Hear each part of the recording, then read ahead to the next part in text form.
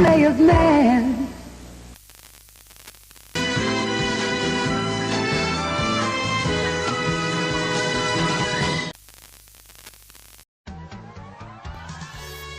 What's up, people? You're listening to Chad, and today I want to talk about Miss Elizabeth Banks blaming men for the new Charlie's Angels being a box office bomb.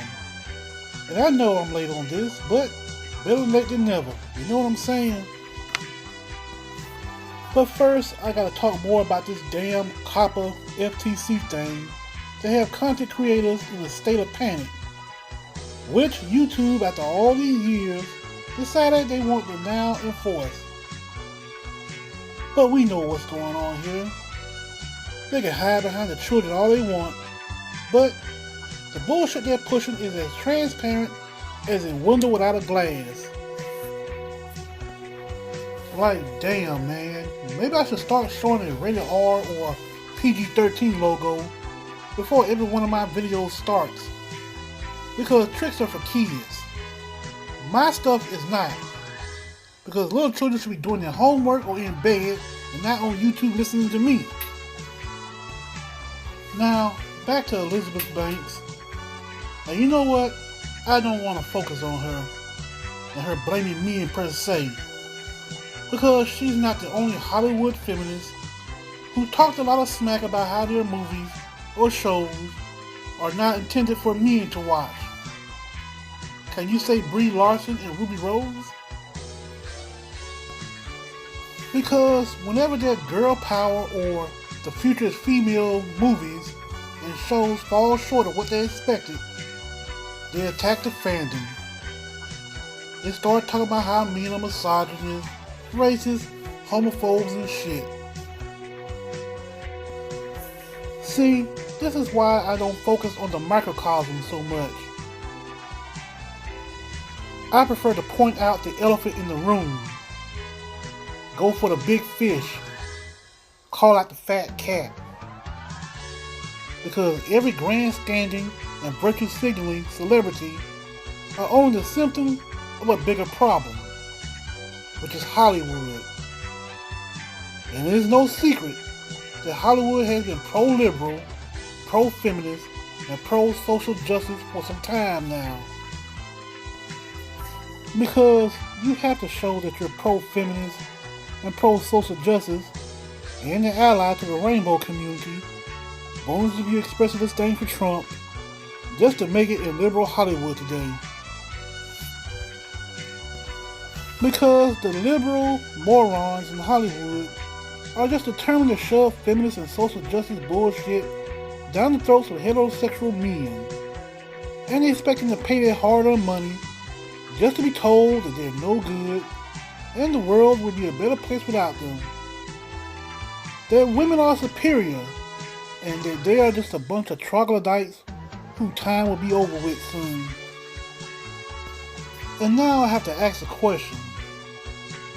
Have the liberal morons in Hollywood ever thought that maybe the reason why their shitty movies fail so miserably is because they're on some bullshit? And they won't make a profit until they come off that bullshit. Instead of making movies with female heroines who need to prove that women are superior to men and men are total douchebags that men don't want to see, how about making movies with female characters like Ellen Ripley from Aliens? The character who stepped up as a leader of the remaining colonial marines after half their squad just got decimated by the xenomorphs. She even got Hudson under control. Why don't you put her in charge? You better just start dealing with it, Hudson. Listen to me. Hudson, just deal with it because we need you and I'm sick of your bullshit. And she didn't try to prove that women are superior to men. Which brings me to another female character, the lovable, Private First Class Jay Vasquez, who is one of the remaining colonial marines alongside Ellen Ripley in Aliens. Now I don't know about any of you, but I don't see how anyone not like Vasquez. She is badass. So what if she has ever been mistaken for a man? She's still a badass. I only need to know one thing. Where they are. Then you have the very motherly Sarah Connor from T2, who was badass. And she didn't have to beat up some douchebag who told her to smile. Neither did Special Agent Eunice Bloom from the Boondock Saints 2.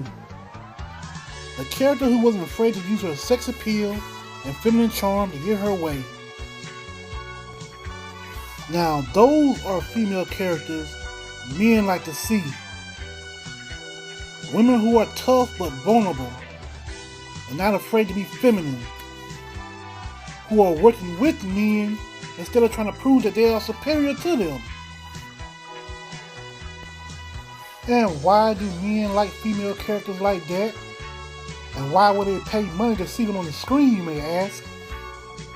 Well, I'm going to tell you why. It's because they are believable. They make sense. And they reflect reality. But we know that as long as Hollywood remains infested with liberal ideologues who go out of their way to appease the feminists and social justice warriors, they only double down and keep pushing their shitty movies and shame the fandom for not paying to see them. And before I go, I want to paraphrase one of the great minds of the 20th century, Albert Einstein, who said that the definition of insanity is doing the exact same thing over and over again and expecting different results. And it's obvious that everyone in Hollywood have gone insane. Again, you're listening to Chad. Like, share, leave a comment, and subscribe to help this channel grow. And I'm signing off this bitch.